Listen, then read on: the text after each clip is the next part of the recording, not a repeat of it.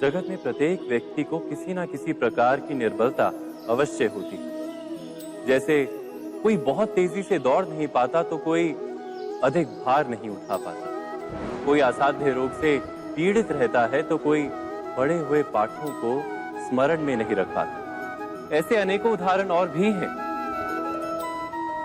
क्या आप किसी ऐसे व्यक्ति को जानते हैं जिसे सब कुछ प्राप्त हो और हम जीवन की उस एक निर्बलता को जीवन का केंद्र मानकर जीते हैं? इस कारणवश हृदय में दुख और असंतोष रहता है सदा। निर्बलता मनुष्य को जन्म से अथवा संजोग से प्राप्त होती है, किंतु उस निर्बलता को मनुष्य का मन अपनी मर्यादा बना लेता है। किंतु कुछ व्यक्ति ऐसे भी होते हैं जो अपने पुरुषार्थ और श्रम से उस निर्बलता को पराजित कर देते हैं। क्या भेद है उनमें और अन्य लोगों में? क्या आपने कभी विचार किया है? सरल सा उत्तर है इसका। जो व्यक्ति निर्बलता से पराजित नहीं होता, जो पुरुषार्थ करने का साहस रखता है हृदय में, वो निर्बलता को पार कर जाता है। अर्थात निर्बलता अवश्य ईश्वर देता है, किंतु मर्यादा मनुष्य का मन ही निर्मित करता है। स्वयं विचार कीजिए।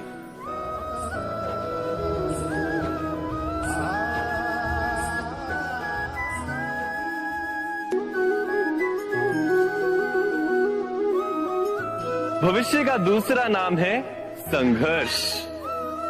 हृदय में आज इच्छा होती है और यदि पूर्ण नहीं हो पाती तो हृदय भविष्य की योजना बनाता है। भविष्य में इच्छा पूर्ण होगी ऐसी कल्पना करता रहता है, किंतु जीवन ना तो भविष्य में है ना अतीत में। जीवन तो इस क्षण का नाम, अर्थात इस क्षण का अनुभव ही जीवन का अनुभव। पर हम ये जानते हुए भी इतना सा सत्य समझ नहीं पाते। या तो हम बीते हुए समय के स्मरणों को घेर कर बैठे रहते हैं, या फिर आने वाले समय के लिए हम योजनाएं बनाते रहते हैं और जीवन जीवन बीत जाता है। एक सत्य यदि हम हृदय में उतार लें कि ना हम भविष्य देख सकते हैं, ना ही भविष्य निर्मित कर सकते हैं, हम तो केवल धैर्य और साहस के साथ भविष्य को आलिंगन दे सकते हैं, स्वागत कर सकते हैं भविष्य का। तो क्या जीवन का हर पल जीवन से नहीं भर जाएगा? स्वयं विचार कीजिए।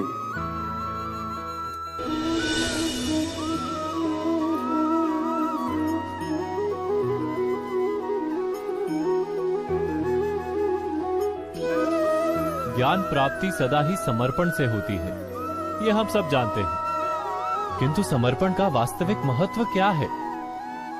क्या हमने कभी विचार किया? मनुष्य का मन सदा ही ज्ञान प्राप्ति में विभिन्न बाधाओं को उत्पन्न करता है। कभी किसी अन्य विद्यार्थी से ईर्ष्या हो जाती है, कभी पढ़ाए हुए पाठों पर संदेह जन्मता है और कभी गुरु द्वारा दिया गया दंड मन को अहंकार से भर देता है। नहीं, क्या ऐसा नहीं होता?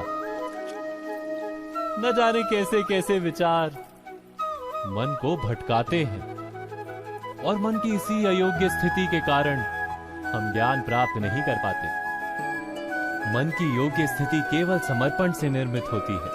समर्पण मनुष्य के अहंकार का नाश करता है, ईर्ष्या, महत्वाकांक्षा आदि भावनाओं को दूर कर हृदय को शांत करता है और मन को एकाग्र करता है।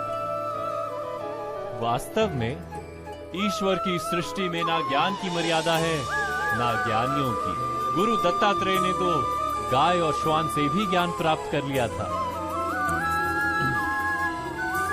अर्थात विषय ब्रह्म ज्ञान का हो या जीवन के ज्ञान का या गुरुकुल में प्राप्त होने वाले ज्ञान का, उसकी प्राप्ति के लिए गुरु से अधिक महत्व है उस गुरु के प्रति हमारा समर्पण।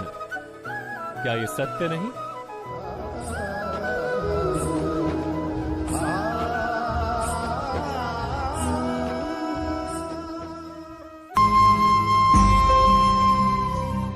प्रत्येक मनुष्य के जीवन में ऐसा क्षण अवश्य आता है जब सारे स्वप्न, सारी आशाएं, सारे दृश्य ध्वस्त हो जाते हैं। जीवन के सारे आयोजन ही बिखर जाते हैं।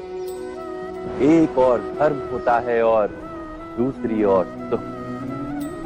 इसी को धर्म संकट कहते हैं। जब धर्म का वहन ही संकट हो और धर्म का त्याग ही सुख हो। विचार कीजिए, कभी किसी स्वजन के विरुद्ध सत्य बोलने का अवसर प्राप्त हो जाता है, कभी ठीक दरिद्रता के समय सरलता से चोरी करने का मार्ग प्राप्त हो जाता है, कभी किसी शक्तिशाली राजनेता या राजा के कर्मचारी का अधर्म प्रकट हो जाता है। सबके जीवन में ऐसी घटना बनती ही रहती है। अधिकतर लोग ऐसे किसी क्षण को धर्म संकट के रूप में जान ही नहीं पाते। हमें किसी प्रकार के संघर्ष का अनुभव ही नहीं होता। सहजता से सुख की ओर खींचे चले जाते हैं, जैसे मक्खी गुड़ की ओर खींची चली जाती है। वास्तव में धर्म संकट का क्षण ईश्वर के निकट जाने का क्षण होता है। यदि हम संघर्षों से भयभीत ना हो, सुख की ओर आकर्षित ना हो, अपने धर्म पर दृढ़ रहे, तो ईश्वर का साक्षात्कार दूर नहीं।